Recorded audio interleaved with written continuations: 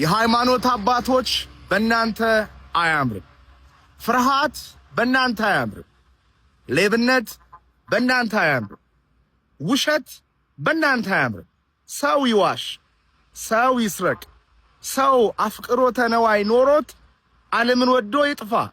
እናንተ ግን እረኛ ተብላችሁ ሕይወታችሁን ለእግዚአብሔርና ለሰው የሰጣችሁ ስታጭበረብሩ አያምርባችሁ። አብዛኛው የኢትዮጵያ ችግር አብዛኛው ሰው በመንፈስ አለመገራቱን፣ በመንፈስ መግራት ደግሞ የእናንተ ኃላፊነት። መንግስትም ቢያጠፋ፣ ህዝብም ቢያጠፋ፣ ወጣቶች ቢያጠፉ፣ ሀገር ዓለም ቢያጠፋ እናንተ ወደ ቀና ወደ ትክክለኛው መስመር ውሰዱት እንጂ ከጠፋው ዓለም ጋር ስትጠፉ አያምርባችሁም። ካበደው ዓለም ጋር አብራችሁ ስታብዱ አያምርባችሁም።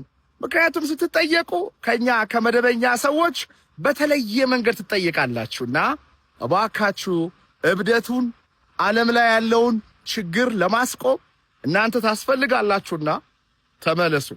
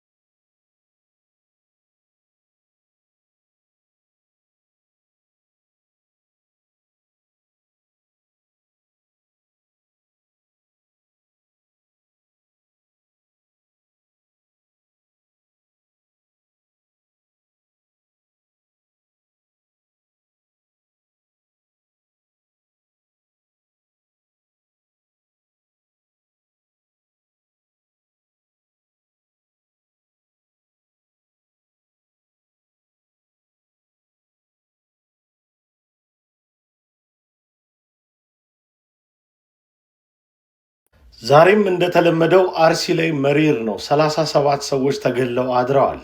እንዲሁም 101 ዓመት የሞላው የቅዱስ ገብርኤል ቤተክርስቲያን በእሳት ነዷል። ከቀናት በፊት የተወሰኑ ሊቃነ ጳጳሳት ሰብሰብ ብለው አርሲ ላይ እየነደደ ያለውን ችግር እናጠፋለን ብለው ቆርጠው ሄደው ሲሸላለሙ ተመልክተናል አይደል? 1 2 3 4 5ኛ ጊዜ እንደዛ ሲሆን አርሲ ላይ ግን እስካሁን ድረስ የቆመ አንድም ግፍ የለም። እኔ በግሌ ዜና የመስራትም ምንምም የምጠብቀው አባት ምንምም የምጠብቀው የበላይ አካል የለኝም። ሁሉም ነገር በክንዳችን ስር እንዳለ ነው የሚሰማኝ። ፍትህ እያልን የምንጮህበትም እንደ ቁራ የምናንቋረበትም ጊዜ አልፏል። በእንደዚህ አይነት ሁኔታ ራሳችንን ለማስከበር ቆርጠን ስንነሳ ብቻ ነው ነገሮች የሚቆሙት። መፍትሄው ይሄ ነው። ከወደዳችሁት ሐሳቤን ከተጋራችሁት ሼር፣ ኮፒ ሊንክ አድርጋችሁ ለሁሉ አድርሱልኝ።